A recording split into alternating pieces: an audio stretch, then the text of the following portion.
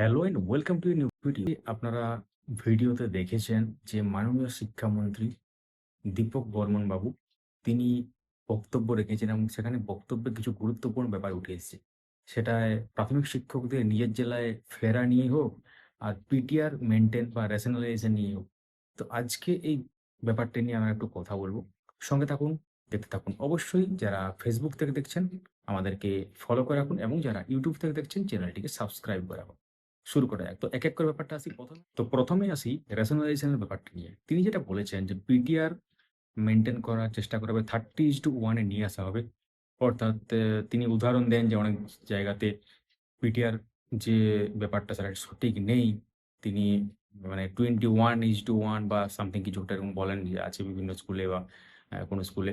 তো আল্টিমেটলি যেটা রেশনালাইজেশন যে প্রক্রিয়া সেটা কিন্তু সেই প্রক্রিয়া যখনই শুরু হবে বা অলরেডি সেটা শুরু হয়েছে জানেন এবং তার ফলেই কিন্তু এই পিটিআর যেটা সেটা সঠিকভাবে মেইনটেইন করা হবে। অর্থাৎ 30:1 এ নিয়ে আসা হবে। অর্থাৎ ৩০ জন ছাত্রছাত্রীর পিছনে একজন শিক্ষক সেই হিসাবে কিন্তু হবে। অনেক ক্ষেত্রে আপনারা দেখেছেন সিঙ্গেল টিচার কিন্তু অনেক স্টুডেন্ট, আবার কোথাও দেখেছেন অনেক কম স্টুডেন্ট কিন্তু অনেক বেশি শিক্ষক আছেন। তো সেগুলোকে একটা ভারসাম্য বজায় রাখার একটা চেষ্টা করা হবে বা করা হবে আরকি।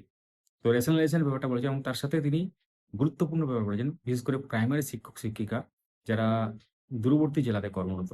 নিজের জেলায় ফেরানোর একটা ব্যাপার নিয়ে কথা বলেছেন এবং সেখানে তিনি বলেছেন যে, যেসব শিক্ষক-শিক্ষিকা বাইরের জেলায় কর্মরত অর্থাৎ প্রাইমারি ক্ষেত্রে বলেছেন অ্যাকচুয়ালি এখানে। তাদেরকে তাদের কাছে জানতে চাওয়া হবে তিনি কোন জেলায় যেতে চান। মানে অনেক ক্ষেত্রে দেখা যায় যে যেখানে হোম ডিস্ট্রিক্ট সেখানে আ সেটা অ্যাকচুয়ালি সে এখন অন্য জায়গায় থাকেন। মানে তার বাড়ি এখন অন্য জায়গায় হয়ে গেছে। এমনও থাকতে পারে। তো কোনো কারণে হয়তো এটা বলেছিলেন বা তাদের জানার জন্য বলেছেন যে কোন জেলায় কোন শিক্ষক-শিক্ষিকা যেতে চান। তো আল্টিমেটলি যেটা হচ্ছে সেটা হচ্ছে প্রাইমারি শিক্ষক-শিক্ষিকা যারা বাইরের জেলায় কর্মরত তাদেরকে নিজের জেলায় ফেরানোর একটা ব্যবস্থা সেটা কিন্তু করা হবে এমন একটা ইঙ্গিত আজকে পাওয়া গেল। এটা কিন্তু অফিসিয়াল অর্ডার বা কিছু না। এটা জাস্ট একটা মন্তব্য। এখন পরবর্তী সময়ে আমরা বুঝতে পারবো কি হতে চলেছে এটা নিয়ে। তো এই দুটো ব্যাপার নিয়ে আমরা আলোচনা করলাম। এটা ছাড়াও তিনি অনেক কিছু বক্তব্য রেখেছেন। সেটা পুরো বক্তব্যটা আপনারা হয়তো নিউজে দেখেছেন এবং আমরাও কিছু শেয়ার করেছি। তো অবশ্যই ভিডিওটি লাইক করুন, সবার সাথে শেয়ার করুন। ধন্যবাদ।